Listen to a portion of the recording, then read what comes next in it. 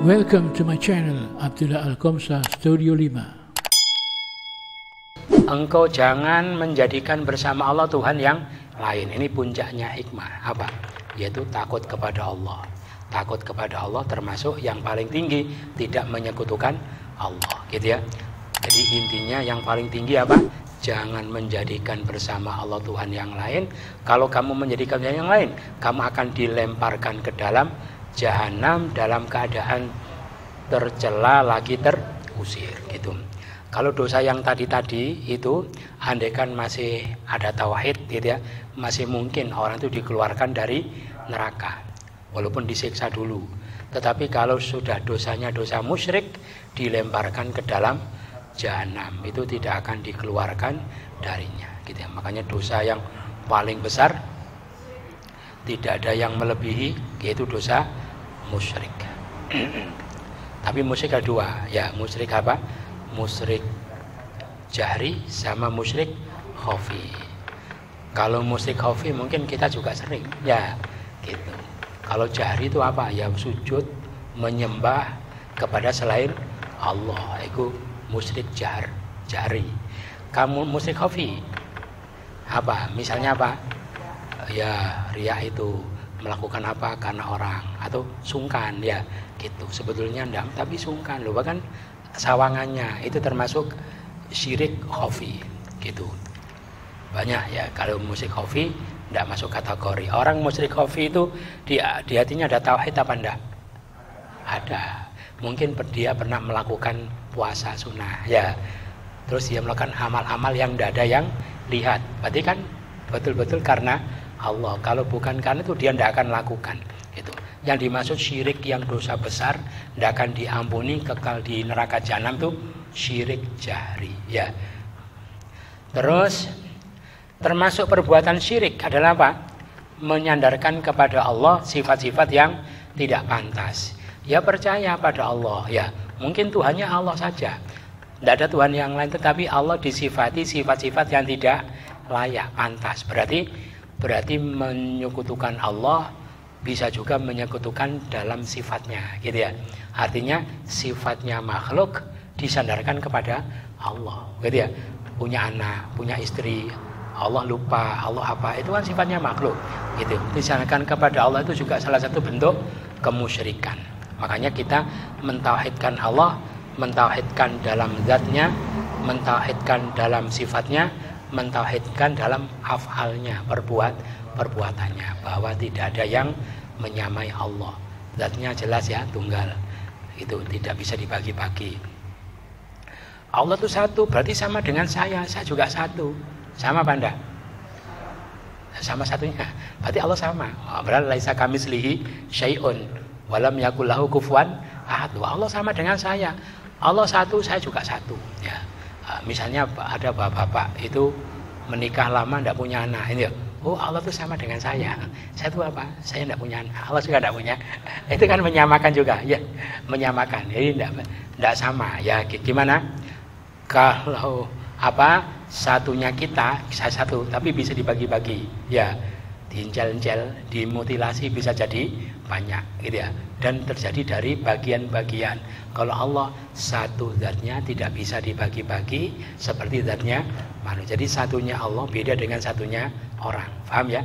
Sifatnya Allah melihat, kita juga melihat.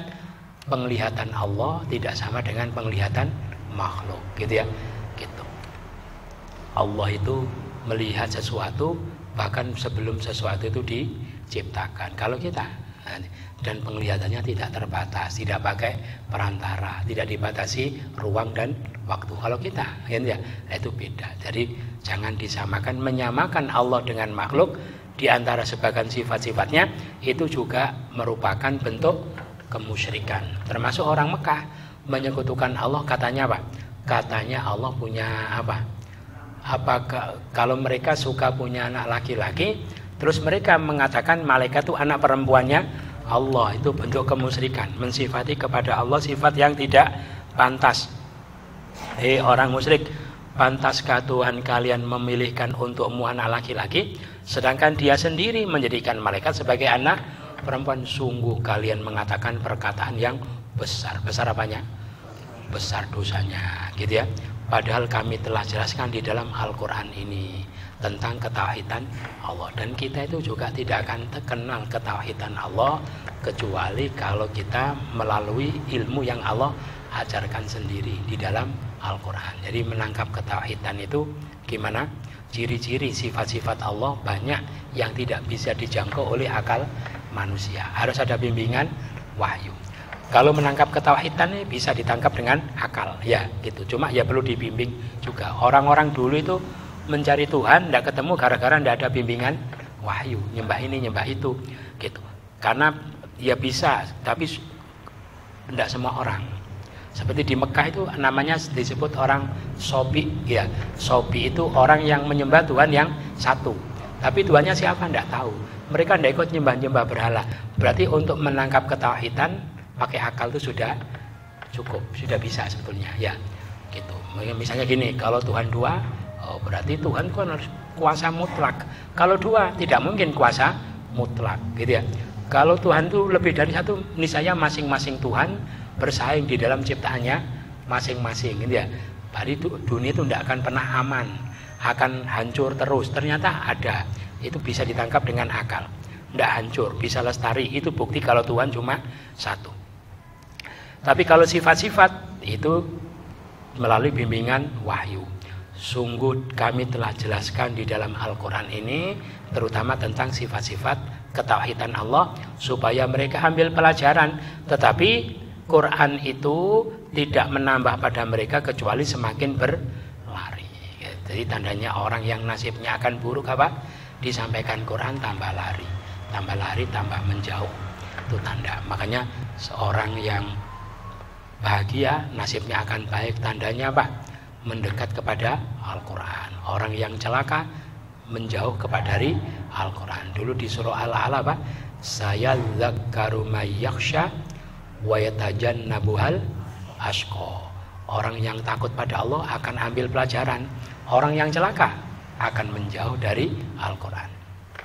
Terus wahai Nabi, kalau mereka itu yakin dengan kesyirikannya, katanya ada Tuhan-Tuhan yang lain selain Allah, katakan pada mereka, andaikan betul yang kamu katakan bahwa Allah itu punya Tuhan-Tuhan bersamanya, yang mereka katakan itu niscaya apa?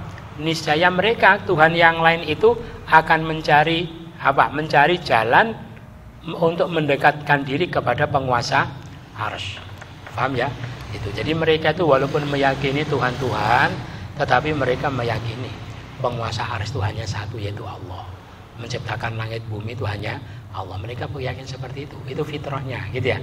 Lalu andaikan Tuhan-Tuhan itu memang ada, niscaya Tuhan-Tuhan itu mereka berebut mencari pendekatan diri kepada penguasa arsy itu, Tuhan yang satu itu. Terus kenapa kamu sembah? Ya menyembah Tuhan yang satu saja. Kenapa Tuhan-Tuhan yang mencari pendekatan kepada Allah itu kamu jadikan sebagai Tuhan? Tadi yang dianggap dewa-dewa di agama Buddha, agama Hindu, itu sebetulnya kalau di Islam itu adalah para malaikat, ya. Kan ada dewa laut, dewa gunung, itu kan para malaikat, ya. Nah, malaikat itu disembah sebagai Tuhan, ya. Kalau di Islam Tuhannya cuma Allah saja. Malaikat-malaikat itu makhluk-makhluk yang mulia diciptakan oleh Allah untuk melaksanakan apa? Tugas-tugas dari Allah, mengatur makhluk yang Allah ciptakan. Maha suci Dia dan maha luhur dari segala apa yang mereka katakan dengan keluhuran yang besar. Jadi Allah sangat jauh sekali dari apa saja yang mereka katakan. Bagaimana kalian katakan sebagian dari makhluknya itu adalah Tuhan yang sejajar dengan Allah atau bersaing dengan Allah, padahal langit yang 7, bahkan bumi, bahkan siapa semua yang di dalamnya, semua itu bertasbih kepadanya, ya. Tidak ada sesuatu pun kecuali bertasbih dengan memujinya, tetapi kalian tidak faham tasbih mereka. Allah maha penyantun lagi maha pengampun. Jadi semua itu bertasbih. Dulu diterangkan gimana? Semua makhluk ini Allah kasih potensi untuk hidup. Bahkan mereka punya rasa takut kepada Allah. Perkara-perkara yang kita anggap benda mati sebetulnya tidak mati. Mereka bertasbih, ya. Coba ini kita lihat beberapa riwayat tentang tasbihnya ini ya, makhluk-makhluk Allah. Siapa ini? Fatoro. Ini dari Abdurrahman bin Qurt. Sesungguhnya Rasulullah pada malam Isra ke Masjidil Aqsa antara Maqam dan Zamzam, ya. Maka Jibril di sebelah kanannya, Mikil sebelah kiri. Maka beliau terbang naik ke langit 7. Maka tatkala kembali beliau mengatakan apa? Sami'tu tasbihan fis samawatil ula. Saya tadi mendengar tasbih di langit yang sangat tinggi. Bersama tasbih yang banyak. Sabbahatis samawatul ula, telah bertasbih langit yang tinggi. Mindil mahabah, gitu ya, kepada zat yang mempunyai keagungan. Mereka bertasbih sambil rasa takut kepada zat yang mempunyai keluhuran, sebab keluhurannya Maha Suci Allah yang maha tinggi, yang paling tinggi, Maha Suci Dia lagi maha tinggi. Ada lagi ya, ini dari Ibnu Mas'ud mengatakan kunna nasma'u tasbihat toham bahwa yukalu. Nah, kalau kita tidak akan bisa. Apa ini? Kita dulu, kata Ibnu Mas'ud, bisa mendengarkan tasbihnya makanan, sedangkan dia dimakan. Jadi dimakan itu kedengaran tasbihnya. Nah, kalau kita tidak jadi makan. Tidak jadi makan. Mungkin takut dibuang. Gitu. Itu karena mereka orang-orang yang bening, ya, hatinya bening, pikirannya bening, jernih, sampai tasbihnya makanan itu lo bisa mendengar. Ada lagi dari Abu Dzar, sesungguhnya Nabi akhoda fi yadihi hasiyat. Apa? Nabi itu mengambil di tangannya kerikil. Terus fasami alahunna tasbih, lalu beliau mendengarkan tasbih. Dari kerikil itu kata beliau kahani nahal, seperti mendengungnya suara lebah. Begitu pula di tangannya Abu Bakar dan Umar dan Utsman radhiyallahu anhum. Ini hadis yang masyhur, ya. Jadi kerikil-kerikil yang kita injak itu jangan dikira itu semua adalah bertasbih, benda mati. Nah, termasuk binatang-binatang, ya. Ada cerita Rasulullah itu pernah masuk kepada suatu kaum, sedangkan mereka itu wahum wukufun ala dawabin lahum, gitu ya. Mereka itu sambil duduk-duduk di atas binatangnya. Jadi sambil ngobrol-ngobrol, bincang-bincang, duduk di atas binatang kendaraannya. Terus kata beliau, irkabu hasalimah, naikilah binatangmu itu dalam keadaan selamat. Terus tinggalkan dia dalam keadaan selamat. La tattakhiduha karosi, kamu jangan jadikan binatang-binatang kendaraanmu sebagai kursi. Ya, kalau perlu berjalan naiki, kalau enggak ya jangan dinaiki. Kenapa? Karosi ali ahadisikum fit turuq wal aswaq. Jangan dijadikan kendaraanmu sebagai kursi-kursi untuk perbincangan kalian di jalan-jalan atau di pasar-pasar. Kenapa? Farubba markubatin khairun min raqibiha. Karena banyak yang dinaiki itu lebih baik daripada yang menaiki. Wa aksaru dzikronillah, lebih banyak zikirnya kepada Allah. Jadi kerbaunya, gitu ya, sapinya, kudanya, ontanya itu sedang zikir kepada Allah. Padahal yang duduk ngobrol-ngobrol, gitu ya. Jadi binatang itu juga berzikir. Termasuk Rasulullah melarang untuk membunuh difda, membunuh kata. Kata beliau, naqiquha tasbih. Berkotek, ya, berkoteknya kata itu adalah tasbih. Kalau dilarang dibunuh berarti haram dimakan, ya. Jadi haramnya kata itu bukan karena hidup dua alam, karena memang ada nas khusus tentang keharamannya, gitu ya. Tentang fadilah dzikir dari siapa? Qatadah, dari Abdullah bin Ubay, dari Abdullah bin Amr. Ada seseorang, anna rajula, ya. Anna rajula idza qala la ilaha illallah, apa? Kalau orang mengatakan, tadi itu zikir itu apapun, ya, termasuk Quran. Kalau ada orang mengatakan la ilaha illallah, maka itu adalah kalimatul ikhlas. Kalimat apa? Pemurnian ketauhidan yang Allah tidak menerima amal dari seorang pun sampai orang mengatakan itu. Kalau dia mengatakan alhamdulillah, itu kalimat syukur, ya, yang tidak seorang hamba pun bisa bersyukur dengannya sampai dia mengetahukannya. Jadi kita itu tidak dikatakan bersyukur sebelum kita mengatakan alhamdulillah. Allahu Akbar, itu adalah kalimat yang memenuhi antara langit dan bumi. Ketika dia mengatakan subhanallah, itu adalah sholatnya para makhluk, gitu ya. Allati lam yad'ullah ahadan lam min khalqi illa qarrahu lam yada'illahu ahadan. Allah tidak meninggalkan seorang pun dari makhluknya kecuali Allah apa? Qarrahu. Allah tetapkan baginya untuk melakukan sholat dan tasbih. Tapi kalau sholatnya semua makhluk selain manusia dengan apa? Tasbih, gitu ya. Gitu. Wa idza qala la haula wala quwata illa billah qala aslama abdi wastaslama. Kalau mengatakan la haula wala quwata illa billah, maka Allah mengatakan hambaku telah berserah diri dan dia telah berpasrah diri. Dari Ikrimah, wa im min syai'in illa yusabbihu bihamdi qala al ustuwanah itu tusabbihu. Jadi tiang-tiang ini sebetulnya bertasbih. Wasyajarah tusabbihu. Apa? Pohon-pohon itu juga bertasbih. Dharirul bab ba'du salaf tasbihuhu. Kalau orang membuka pintu ada suara apa? Kritit-kritit gitu ya. Ya itu tasbihnya pintu. Kharirul ma' gemericiknya air itu tasbihnya. Semua itu bertasbih kepada Allah. Jadi pendapat yang pertama, kaul para salaf ya Pak, semua bertasbih tanpa kecuali.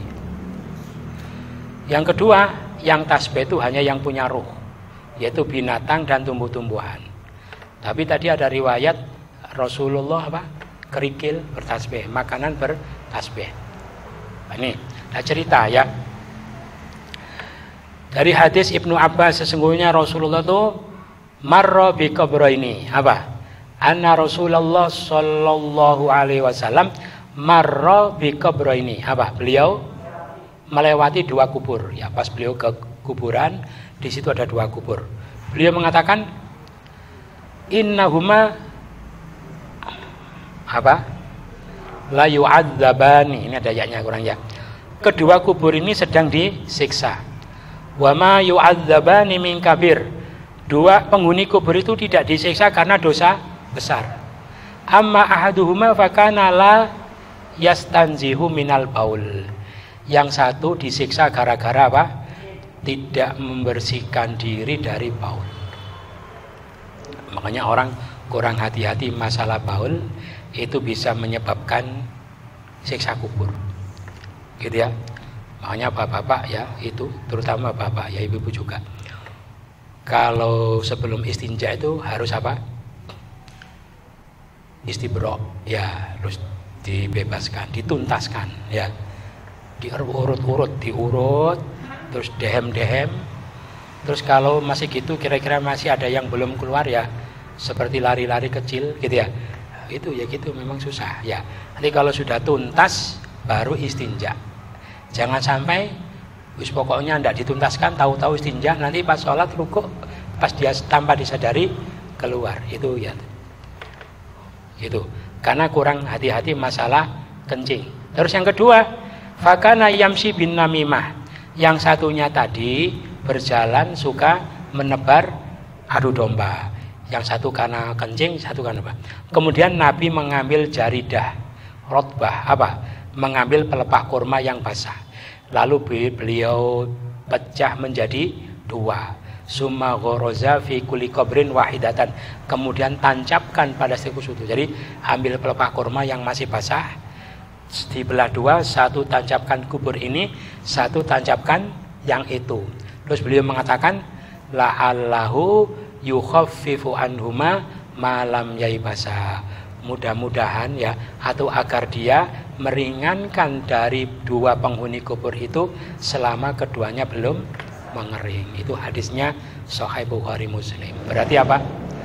Berarti binatang tumbuh-tumbuhan itu semua bertasbih. Tadi ada kata-kata malam yaibasa, gitu ya, selama belum kering.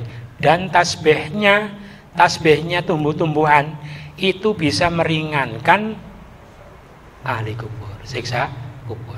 Kenapa kok tidak ditanami aja di situ oleh Nabi? Ya, tidak ditanami pohon kurma, kan gitu ya.